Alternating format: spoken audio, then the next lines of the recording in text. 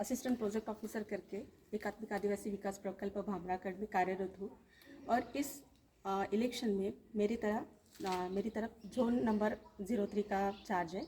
और इस अंतर्गत हमारा जो इलेक्शन सेंटर है 188 हेमलकसा, वहाँ पे हमने ये थोड़ा सा अलग नोडल बूथ तैयार किया है, जिसका बेस जो है या फिर थीम है वो ट्राइब है और ट्राइबल कल्चर है। तो ये जो आइडिया थी वो हमारे जो एसडीएम सर है या प्रोजेक्ट ऑफिसर सर है श्री आदित्य जीवने सर, उनका था। और मार्गदर्शन हमें श्री कलेक्टर सर का मिला है। और सर ने ये कहा था कि हमारा जो भाग है पूरा वो ट्राइबल से भरा हुआ है और स्पेशली माड़िया पीवीटीजी अपने यहाँ है। तो इस हिसाब से उनका कल्चर, उनकी जो उनके धर्म की जो या फिर उनके समाज की जो पवित्रता है वो भी हमें दिखानी है। तो इस हिसाब से इस बूथ को हमने येलो और ग्रीन कलर का थीम दिया हुआ है।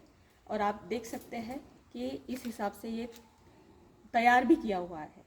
और ये पूरा बूथ तैयार करने के लिए, ये पूरा नोडल बूथ तैयार करने के लिए हेमलकसा के जो गांव वाले हैं, पूरे गाँववासी है, इन्होंने बहुत ज़्यादा मेहनत की है।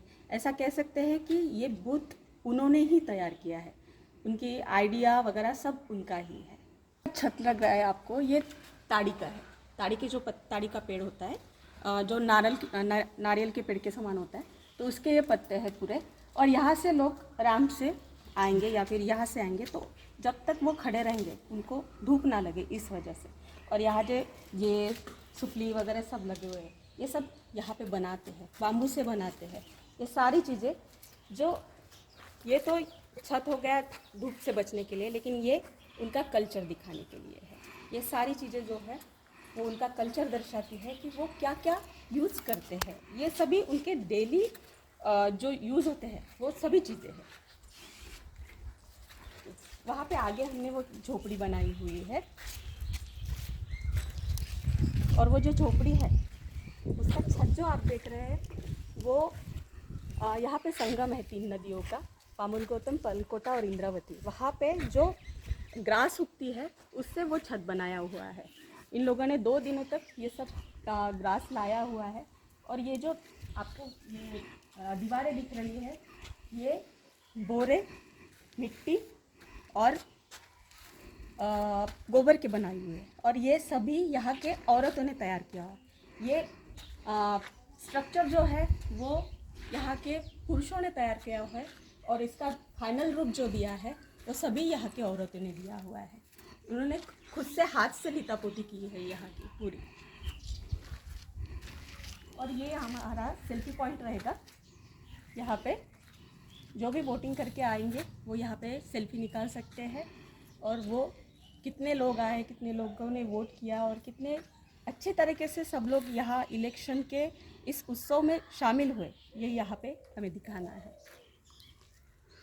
और आगे आपको वहाँ पे रैंप की तरह ही एक ग्रीन मंडप दिखाई देगा, जो लोगों ने जामुन के जो पत्ते रहते हैं उससे बनाया हुआ है।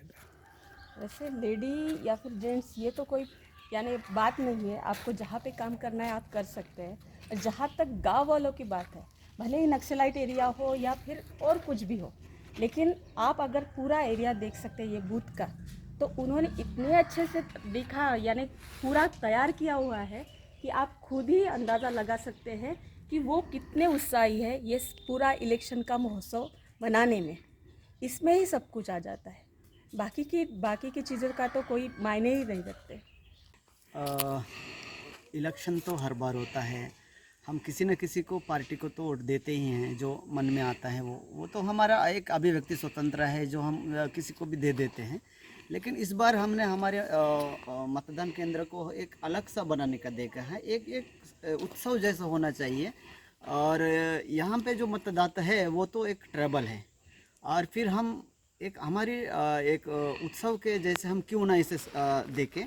तो इसलिए हम लोगों ने एक बार सोचा है कि हमारे संस्कृति से अगर हम इस बार एक मतदान करें और इसको हम ऐसे सजाएं जो कि हम अपने आदिवासी उत्सव में भी हम सजाते हैं। तो इस जैसे हम अगर करेंगे तो हमें एक राष्ट्र में हमारी एक अच्छी ईसा होगी और हम एक विकास की ओर भी सोचेंगे ज़रूर। और दूसरी हमारे यहाँ की जो व्यक्तिगत स्वतंत्रता है जो मत देने की, वो अपना वोट को लेके एक अच्छा सा मत अपना व्यक्त कर पाएगा, बजा पाएगा वो। तो इस जरिया में वो एक अच्छा एक उत्सव है, त्यौहार है, इसका माध्यम से आएगा और फिर अपना मत वो ज़रूर दे के चला जाएगा। ये सारे के पीछे ये एक मकसद है सर। मैं पिछले दिनों में ही राष्ट्रपति मैम से मिला हूँ। तो राष्ट्रपति मैम से मिलने की यही एक उम्मीद है कि वो एक ट्रैवल है और हम एक ट्रैवल है और कितने तो भी साल के बाद एक ट्रैवल एक पीएम बन सकती है और हम उन्हें जाके मिल सकते हैं। नहीं तो हमें नहीं पता था, हमने तो टीवी में इसमें उसमें देखते थे कि दिल्ली की जो राष्ट्रपति भवन है या फिर बाकी संसद भवन है, उसमें लोकसभा या फिर राज्यसभा की जो सभासद मंडल है वो कितने बैठते हैं, कहाँ बैठते हैं, किस तरह की मूवमेंट से गुजर के जाना पड़ता है वहाँ तक कि वहाँ तक पहुँच सकते हैं। तो हमें बहुत अच्छा लगा है कि इस बार महामहिम राष्ट्रपति जी ने हम सब देश के आदिवासियों को एक जगह में बुलाए और उसने तो हमारी एक संसद के दर्शन भी करवाई है और वहाँ की जो पूरी सिस्टम है उसको एक अच्छा तरह से समझाई है। हमारे लिए क्या क्या नेशनल लेवल पे कुछ बातें हैं उसको लेके हम लोग वहाँ पे किए हैं। तो ये सारे चीज़ों से हमें ये पता लगता है कि वाकई में आदिवासी व्यक्ति भी इस देश का हिस्सा है और हम इस देश के लिए ज़रूर कुछ ना कुछ कर पाते हैं। अगर हमें वहाँ तक पहुँचना है तो उसको समझना है तो हमें इस जरिया एक माध्यम है जो कि हम संवैधानिक स्वरूप से हम वहाँ तक पहुँच पाते हैं।